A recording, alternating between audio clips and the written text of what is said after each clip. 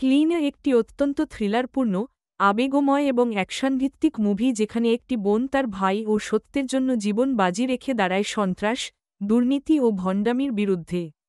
জোয়ানা, জয়ী, lock এবং তার বড় ভাই মাইকেল লন্ডনের একটি সহিংস পরিবারের মধ্যে বড় হয়েছে, যেখানে তাদের বাবার নির্যাতনের কারণে জয়ী প্রাচীর বেয়ে পালিয়ে বাঁচার অভ্যাস গড়ে তোলে।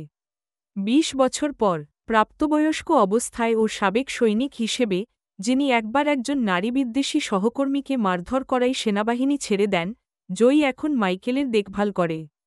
মাইকেল একজন অটিস্টিক, কিন্তু সে তার যত্নকেন্দ্রগুলোর দুর্নীতির বিরুদ্ধে অনলাইনে লড়াই করে।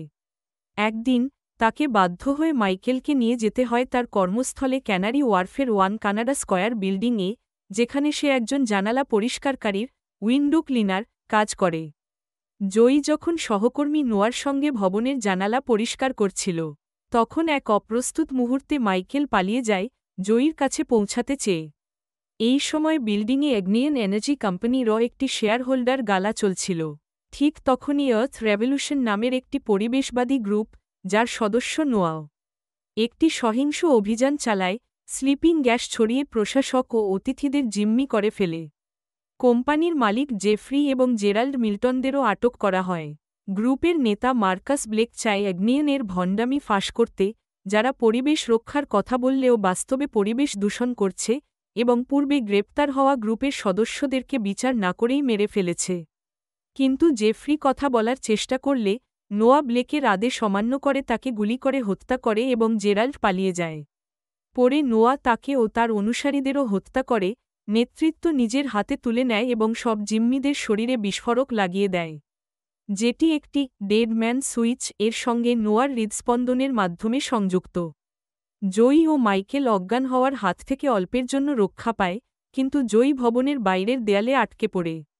সে এসওএস সিগন্যাল জ্বালালে সন্ত্রাসীরা বুঝতে পারে সে জীবিত, কিন্তু তাকে বাইরে রেখেই চলে যায়। এদিকে পুলিশ ভবন ঘিরে ফেলে। নোয়া জিম্মিদের জোর করে স্বীকারোক্তি দিতে বাধ্য করে, এবং জয়ীকে মিথ্যাভাবে সন্ত্রাসী হিসেবে উপস্থাপন করে, যাতে পুলিশ তার দিকেই মনোযোগ দেয়।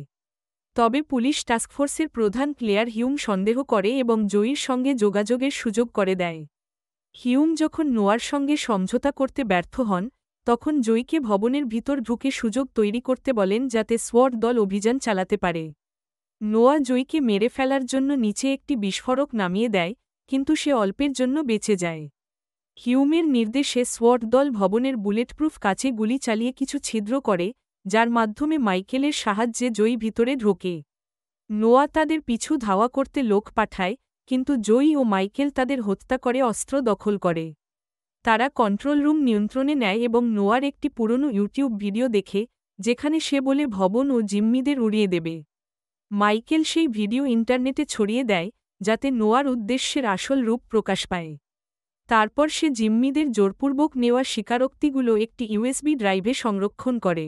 এরপর জয়ী মাইকেলকে নিচে পাঠিয়ে দেয় এবং হিউমকে বলে দল পাঠাতে।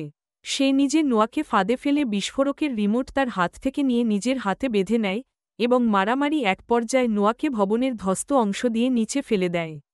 অভিযান শেষ হলে, জয়ী হিউমের সঙ্গে সংক্ষিপ্ত ব্রিফিং করে এবং মাইকেলের সঙ্গে পুনরায় মিলিত হয়।